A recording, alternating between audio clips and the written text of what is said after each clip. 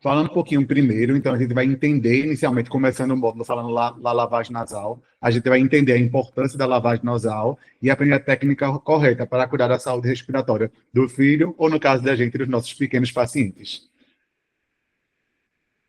Os grandes objetivos da apresentação são compreender a importância da lavagem nasal, aprender a técnica correta e saber orientar os pais e cuidadores sobre o procedimento, porque a gente sabe que a gente acaba iniciando essa lavagem, esse procedimento lá no hospital, mas o mais importante vai ser a família conseguir dar continuidade à mesma coisa que a gente fez dentro da residência. Então, se a gente não orienta em relação à técnica correta, essa família, porventura, vai acabar voltando para a gente pela falta de orientação. Então, eu digo que essa aula é extremamente importante, porque quando a gente consegue ter clareza em relação a explicar essa técnica adequada, a gente consegue fazer com que esse paciente entenda, tenha uma boa aplicabilidade disso na rotina dele e a gente conseguir evitar aí o retorno desse paciente várias vezes à emergência, porque não está fazendo porque não aprendeu, porque não está fazendo porque não teve segurança. Por isso que o nosso papel enquanto rede é tão importante, principalmente dentro da sazonalidade que está prestes a acontecer.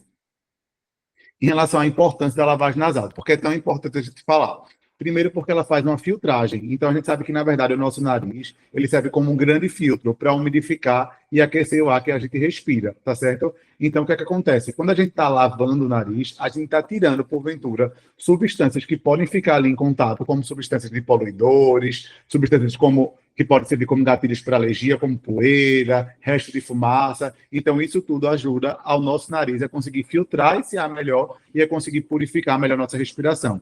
A gente sabe que a criança ela predomina predominantemente pelo nariz, então ela não consegue ainda ter essa respiração bucal tão importante. Então, às vezes, ela nem tem uma quantidade tão grande de secreção, mas aquela pouca quantidade já é o suficiente para deixar a criança mais irritada, não conseguir comer, não conseguir dormir direito. E como a narina da criança tende a ser menor do que a de um adulto, às vezes até uma quantidade pequena de secreção já é o suficiente para acabar obstruindo e dificultando essa questão respiratória, tá? As secreções podem afetar a respiração, a alimentação e o sono, como a gente acabou de falar, e além disso a gente pode prevenir o alívio de sintomas respiratórios. Então, quando a gente sabe que a criança está, por exemplo, em um resfriado, a gente sabe que aquele catarro vai se tornar mais espesso e, porventura, vai dificultar a criança a respirar, vai dificultar as outras atividades. Então, além de a gente prevenir, porque a gente vai estar diminuindo ali o tempo de contato daqueles vírus, por exemplo, naquele epitélio do nariz, a gente vai estar trazendo alívio aos sintomas da criança também. Então, por isso que é tão importante a gente compreender a lavagem nasal. Em relação à indicação, quando é que a gente vai indicar a lavagem nasal? Nosso carro-chefe aqui, por isso que a gente está falando, são principalmente nos resfriados e nas gripes. A gente sabe que, como eu acabei de falar, quando a gente lava o nariz, a gente acaba tirando ali o vírus de contato com aquela superfície do nariz. Nos casos de crianças que já são alérgicas também, então a importância é muito grande, porque a gente vai estar diminuindo aí o contato porventura, daqueles fatores alergênicos que podem estar em contato com o nosso nariz. Caso de pacientes que têm sinusite também, porque a gente vai estar ajudando ela a respirar melhor, então aliviar aquela obstrução. Antes de fazer alguns medicamentos nasais também, porque a gente aumenta a superfície de contato daquele medicamento e prevenindo infecção, tá certo? Então, tudo isso vai ser importante para a gente fazer a lavagem nasal. Quais são os dispositivos que a gente tem disponíveis? Principalmente três que eu estou trazendo aqui na aula. O primeiro é o próprio spray nasal. A gente tem os sprays que eles têm apenas o soro fisiológico em formato de spray. Ele é importante quando? Principalmente naqueles primeiros dias de vida, naquela criança que ainda está em fase de adaptação. Muitas vezes aqueles pais que ainda não têm uma segurança tão boa em relação à lavagem com a seringa. E aí, muitas vezes, a gente vai criando a segurança com o spray do nariz para poder depois migrar para outro dispositivo. Porque ele não é o dispositivo ideal, principalmente frente a quadros infecciosos. A gente sabe que dentro de um contexto de infecção, aquela secreção ela é mais espessa. Então, todo mundo sabe que aquele catarro fica mais esverdeado, fica mais amarelado, fica mais grudento. Então, quando a gente faz apenas a lavagem com o spray nasal, ele não é o suficiente para conseguir vencer aquela resistência e acaba que aquele spray vai fazer basicamente uma massagem no catarro. E o meu objetivo é tentar mobilizar a secreção, ou seja, fazer com que essa secreção mova e consiga sair do nariz. E o spray não vai ser capaz disso. Então, o spray ele pode ser utilizado, por exemplo, como uso daquelas crianças que a gente quer somente higienizar o nariz, conseguir fazer uma limpeza adequada, mas em vigência de quadros infecciosos, ele não é um dispositivo aí aceitável, porque a gente tem que ter uma mobilidade maior dessa secreção. Outra possibilidade é a seringa, que é o que a gente mais acaba utilizando na nossa rede. Então, a quantidade de ml de soro vai variar de acordo com a faixa etária. Normalmente, a gente utiliza em torno de 3 ml no período neonatal, que é até os 30 dias. Depois, a gente pode ir migrando para cada 5 ml, principalmente no primeiro ano de vida. E depois, a gente vai variando de cada criança. Eu vou falar um pouquinho mais na frente as quantidades, mas chegando até 10 ml, especialmente nas crianças maiores. A gente pode fazer com a seringa direto na narina. E outra dica legal, tem algumas seringas que vocês estão vendo aí que eu coloquei na foto, que ela já tem uma proteção ali na pontinha. Por que essa proteção acaba sendo importante? Porque às vezes a gente sabe que a criança acaba se mexendo, e se a gente não tem um anteparo, a gente sabe que aquela parte final da seringa ela é mais rígida. Então pode acabar machucando o narizinho da criança e traumatizando mais ela. Então uma possibilidade seria a gente usar um anteparozinho. Uma dica legal aí que eu dou muito, não sei se vocês sabem, mas, por exemplo, aquelas borrachinhas que a gente utilizava muito para fone de ouvido de antigamente, que tinha uma borrachinha. A gente pode tirar aquela borrachinha do fone de ouvido e colocar lá na seringa da lavagem nasal, e aquilo ali pode servir como anteparo para não machucar o narizinho da criança. Então, a gente pode acabar utilizando de outras formas. Outra possibilidade também é a própria oliva de um estetoscópio antigo, lavar aquela oliva, que é aquela partinha que a gente bota no ouvido do estetoscópio, encaixar na pontinha da seringa e também utilizar ela como anteparo. E hoje em dia já se vende seringas que ela já vem com esse anteparo. E a terceira e último dispositivo que a gente pode utilizar é a garrafa, que acabou sendo bem aceito, principalmente pelas crianças maiores. Por quê? Porque ela dá uma independência maior. Então, às vezes, aquela criança mais velha ela não quer mais fazer porque disse que o pai faz muito rápido, que o pai não faz de maneira adequada. Então, a gente pode ir aos poucos ensinando aquela criança a utilizar a garrafinha, e quando ela utiliza a garrafa, ela consegue ter uma pressão adequada e consegue fazer isso também.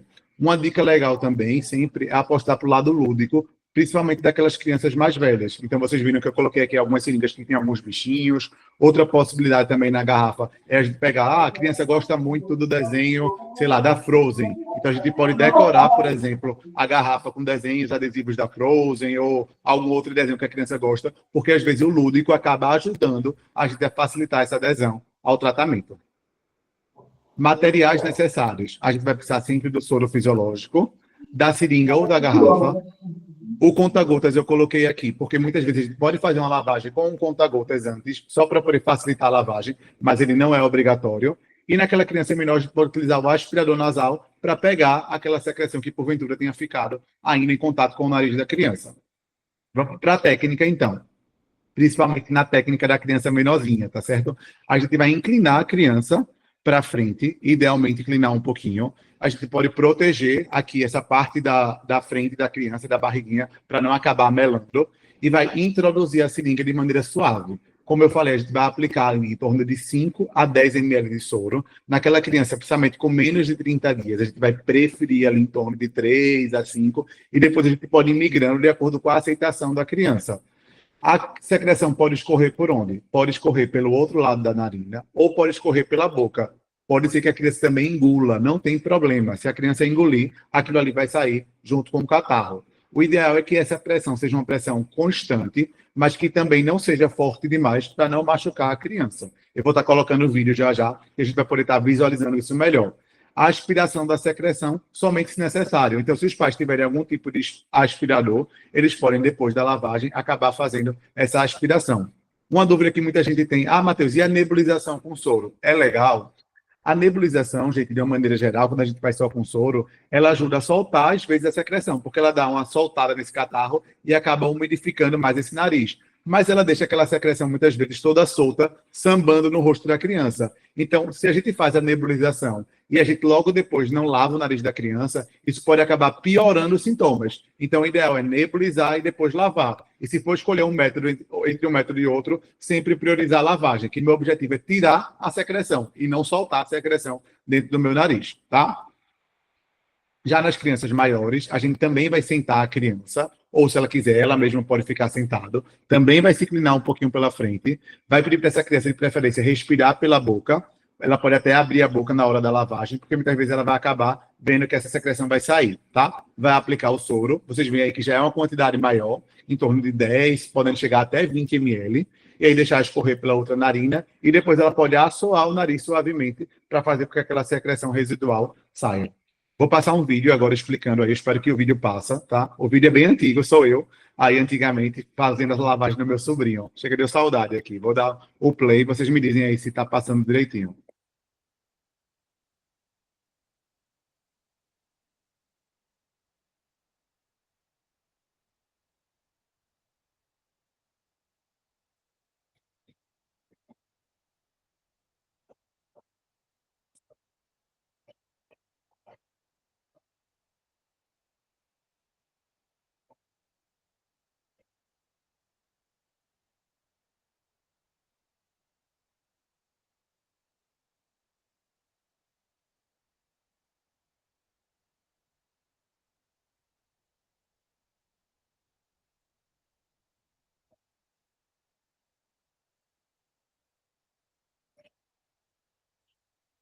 Então, vocês viram aí o vídeo, eu acho que passou direitinho. Ô, professor, Então, licença aqui. oi. Podem fazer a lavagem nasal mesmo com a criança com a chupeta na boca? Não tem problema. Até porque a criança, o mais importante é a criança estar acalmada, a criança estar consolada de alguma forma, tá? Se a criança não tiver com a chupeta na boca, o que pode acontecer é ela acabar expelindo o catarro pela boca, não tem problema não. O ideal, se ela conseguir ficar, é que a chupeta fique fora para ajudar essa secreção a sair. A chupeta muitas vezes pode fazer porque ela engula a secreção, mas como ele está sentadinho, a gente previne o maior risco, que seria o risco de aspirar essa secreção. Então, o que pode acontecer é ele engolir o catarro, mas vai sair junto no cocô. Então, a gente não ficaria preocupado em relação a isso. Diferente da lavagem com a criança deitado, que a gente não indica fazer com a criança deitada, senão a gente tem risco desse soro que está fazendo, realmente, ele acabar indo para o lugar errado, que é indo para o pulmão. Ah, entendi, tá certo. Obrigada. Nada, que é isso. Então, gente, o mais importante é isso. Eu acho que acabar explicando o procedimento. Vocês viram que eu fiz uma pressão, que era uma pressão constante, sem necessariamente usar a força. Sempre apoiar a criança em algum lugar que você possa, depois, facilitar a sua lavagem. Ou você, como eu falei, pode proteger aí com algum paninho ou alguma outra coisa. Em relação aos cuidados, não usar força excessiva, justamente para evitar o risco de otite, tá certo? Que é uma das preocupações da gente. Evitar o uso de medicamentos sem prescrição. Então, às vezes, o pessoal utiliza outros medicamentos. Lembrar que nem tudo a gente pode colocar em contato com a nossa narina.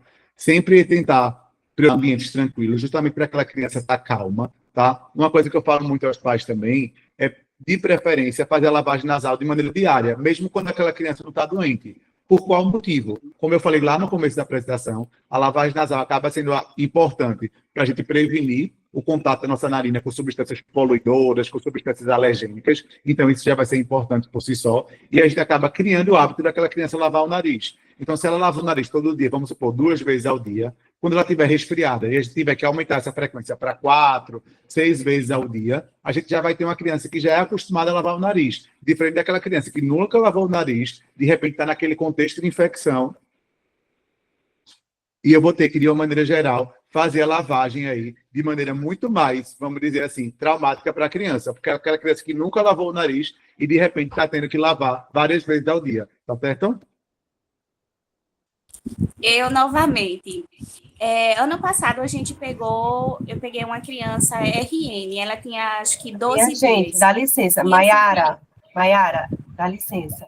Vamos deixar as perguntas lá para o final, para a gente dar continuidade melhor ao treinamento, né, à aula, e aí no final a gente vai abrir um momento para tirar dúvidas, para fazer as perguntas ao Matheus. Pode ser? Tranquilo. Obrigada. Nada.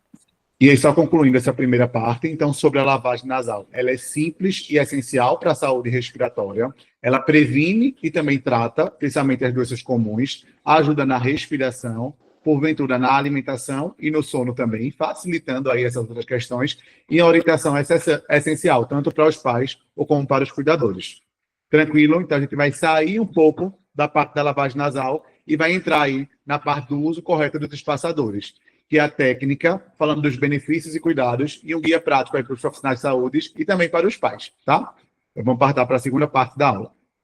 Em relação à introdução, o espaçador, a utilização do espaçador é essencial para a administração correta de medicações inalatórias, vai melhorar a deposição pulmonar e reduz aí efeitos adversos. É indispensável para crianças e pacientes com dificuldades na técnica a gente sempre orientar em relação a como é que utiliza esse dispositivo. Por isso que essa aula é tão importante, tá?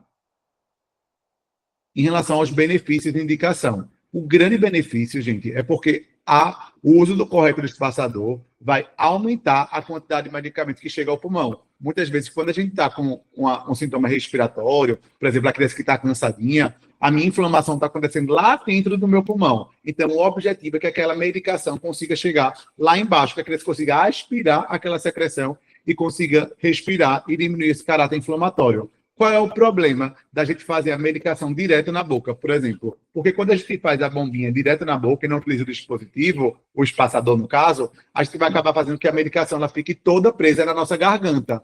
Quando a gente utiliza o espaçador lhe permite que a secreção ela vai fazendo turbilhonamento aéreo e a criança consiga aspirar e aquela medicação consiga ir lá para baixo do meu pulmão, tá certo? Muita gente pergunta, Matheus, na minha época, quando eu era criança, a gente fazia muito nebulizador. Por que não se faz mais o nebulizador de maneira corriqueira? Porque a gente sabe que o nebulizador, a gente sabe que o espaçador já é difícil a gente fazer a técnica.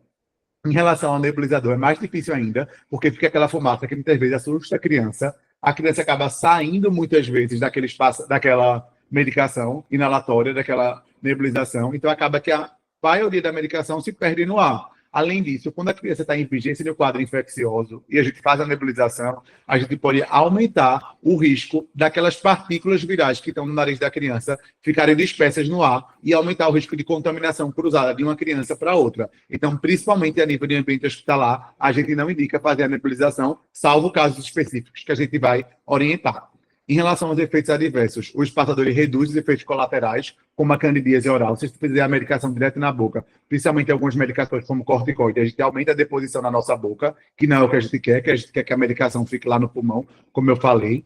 Facilita o uso, porque a gente sabe que por mais que o espaçador não seja uma medicação fácil de usar, o que é que acontece? A gente sabe que é uma medicação que é rápida, a gente vai utilizar em torno de 10 segundos, então acaba facilitando muito, e principalmente as pessoas que têm dificuldade de utilizar o dispositivo, que não entenderam como é que faz, acaba sendo importante para pacientes mais idosos, pacientes com alguma dificuldade aí de compreensão cognitiva também. Pode ser indicadas em várias ocasiões, a asma, na DPOC, ou para utilizar em algumas medicações, tá?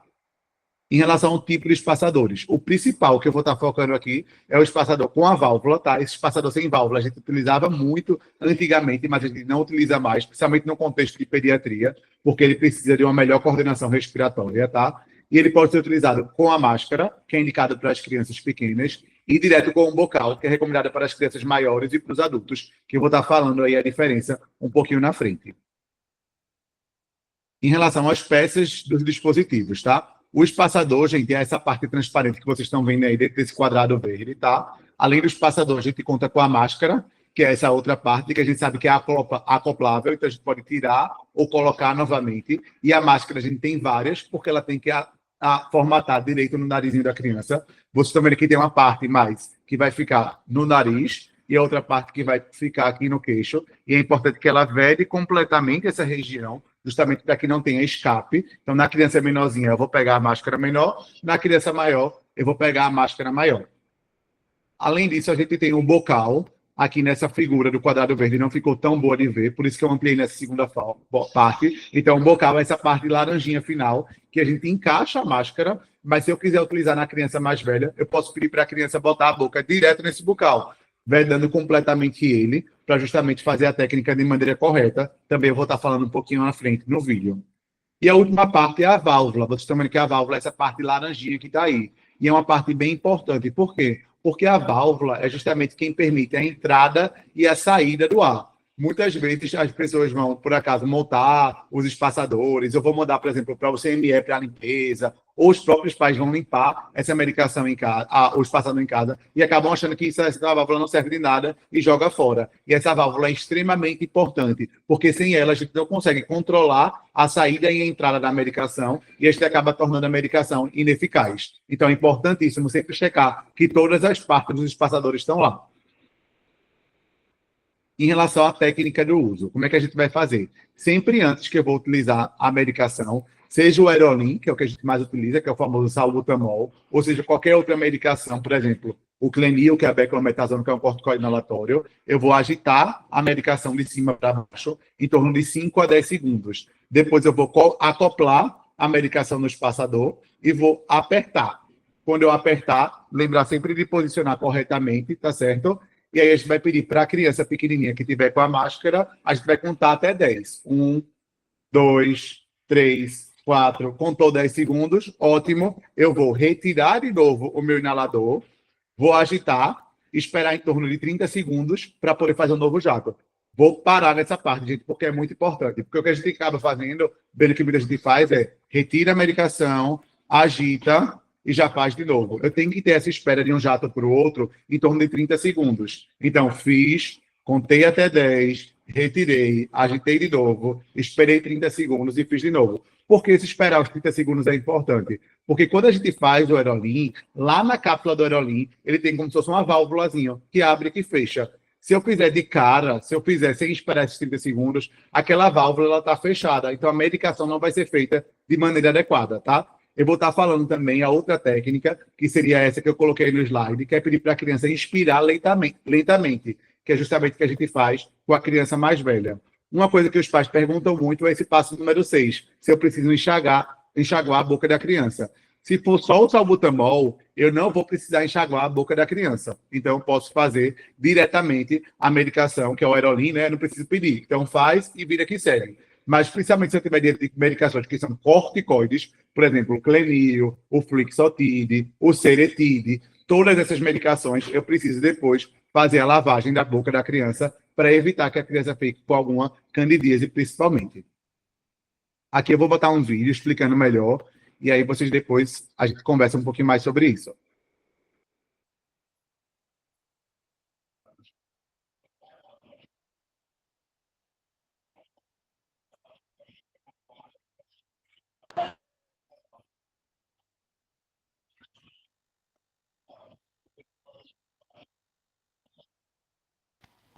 Eu não estou escutando o vídeo. Não sei se é problema do meu celular, se o vídeo está sem som.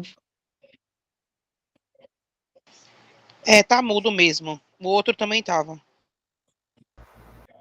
Por isso que eu botei a legenda, gente.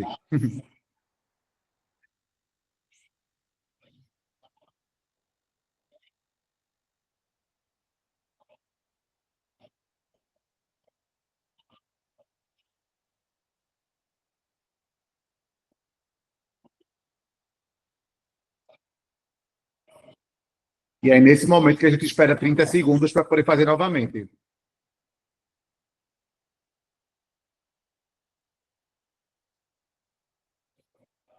Então, na criança mais velha, utilizar o bucal.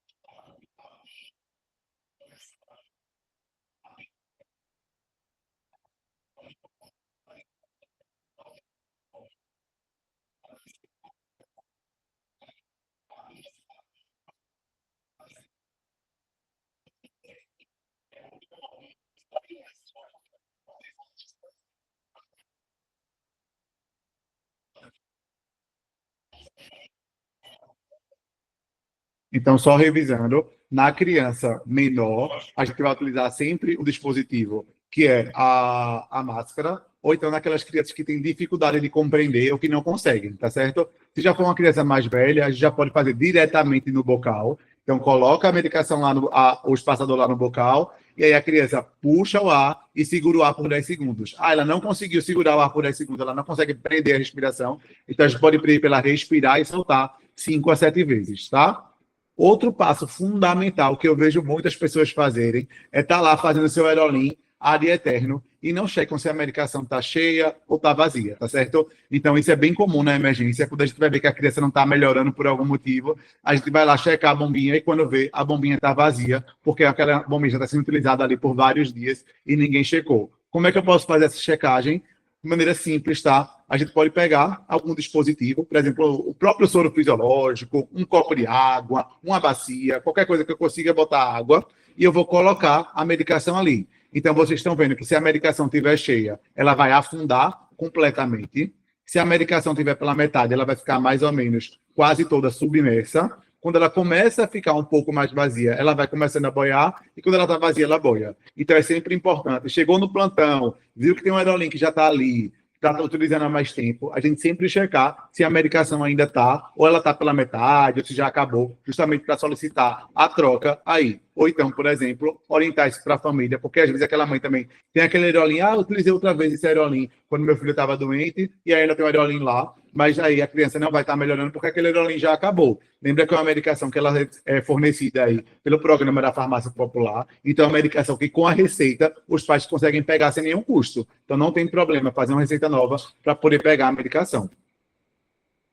Em relação a como é que a gente vai orientar a higienização, que também é outro passo importante. A gente vai lavar com água e com sabão neutro, ou até com detergente. Pode lavar em torno de uma vez por semana. Matheus, eu preciso enxaguar ele, bater a bucha, escova de dente, alguma coisa. Não, gente, não precisa. Você vai pegar a medicação, o espaçador, você pode até tirar a parte dos dispositivos, vai botar lá na bacia com água e com detergente, e você vai passar ele junto ali, e depois você vai deixar ele secar naturalmente ali no sol. Não precisa deixar ele, não precisa esfregar ele com pano, nada desse tipo, ele vai secar de maneira natural. Por que eu não posso esfregar? Porque quando a gente esfrega, a gente acaba atrapalhando, a gente acaba arranhando a superfície do espaçador e fazendo com que a medicação não seja inalada de maneira adequada. Nunca ferver, nem usar álcool, porque isso danifica também o material que é utilizado no espaçador. E aí substituir, se houver qualquer sinal de desgaste, qualquer sinal de rachadura, eu tenho que substituir aí esse espaçador. Erros comuns: não selar bem os lábios na boca ou na máscara. Então, quando aquela máscara fica solta, acionar vários jatos de uma vez só. Então, o médico mandou fazer 5 jatos, ou então, e aí o pai vai lá e aí faz 1, 2, 3, 4, 5. A gente viu que a gente quer agitar, faz, contei até 10, tirei, agitei, esperei 30 segundos e vou fazer de novo. Então, nunca um jato após o outro. Inspirar rápido demais naquela criança que já sabe inspirar. Não lavar a boca após, se eu fizer o corticoide. E sempre, gente, ensinar e revisar a técnica regularmente. Uma coisa que eu digo muito é que a gente tem uma parte muito fundamental. Porque toda vez que essa criança dá entrada na urgência, por exemplo, que é o cenário de prática da gente, na maioria das vezes, ou na unidade básica de saúde, a gente pode aproveitar aquele momento para ensinar a técnica à família. Porque se a gente ensina a técnica bem, aquela criança não vai voltar, porque ela vai aprender a fazer e a gente está evitando trabalho para a gente mesmo, porque a gente consegue fazer com que aquela família ela entenda como é que a medicação é feita e que ela vai melhorar em casa, porque não adianta a gente fazer uma prescrição linda e os pais não entenderem como é que faz a medicação. Vamos supor que ele faz 1, 2, 3, 4, 5. Ele está fazendo a quantidade só de um jato. Então, essa criança vai voltar a se brincar no mesmo dia do plantão. Se o plantão, aquela criança vai estar de volta de novo à noite, porque os pais não entenderam. Então, faz parte da nossa prescrição também checar a técnica. E isso eu digo para todas as redes de apoio. Vai do médico, vai para o fisioterapeuta, vai para a técnica de enfermagem, vai para o enfermeiro. Então, todo mundo que está nessa rede de cuidado tem essa função de checar a técnica. Quanto mais gente checa, mais a gente consegue ter um tratamento aí efetivo. Em relação a evidências científicas, os espaçadores aumentam a deposição pulmonar de 10% a 20% para 50% a 60%, comparado a outros dispositivos. Então, olha a diferença. E a gente sabe que a maioria das sociedades, que é o GINA, que é a grande bíblia da asma, a Sociedade Brasileira de Pneumologia, também recomenda o uso de espaçadores em pacientes pediátricos. Então, é uma coisa unânime que tem evidência e respaldo científico. Para conclusão, o uso correto do espaçador aumenta a eficácia do tratamento, reduz o efeito adverso e melhora a adesão ao tratamento, e a técnica deve ser ensinada e revisada regularmente por toda a equipe de apoio. E aí eu agradeço, aqui no final está o meu e-mail, também tem a minha rede social, Matheus Alergo, eu costumo compartilhar algumas dicas por lá, então quem quiser seguir depois para poder ter acesso aí a outras dicas, quem quiser mandar também perguntas por lá, vai ser um prazer estar ajudando aí a nossa sociedade, de maneira geral, a ter um melhor controle, principalmente em relação às doenças respiratórias, dentro dessa sazonalidade que a gente está vivendo.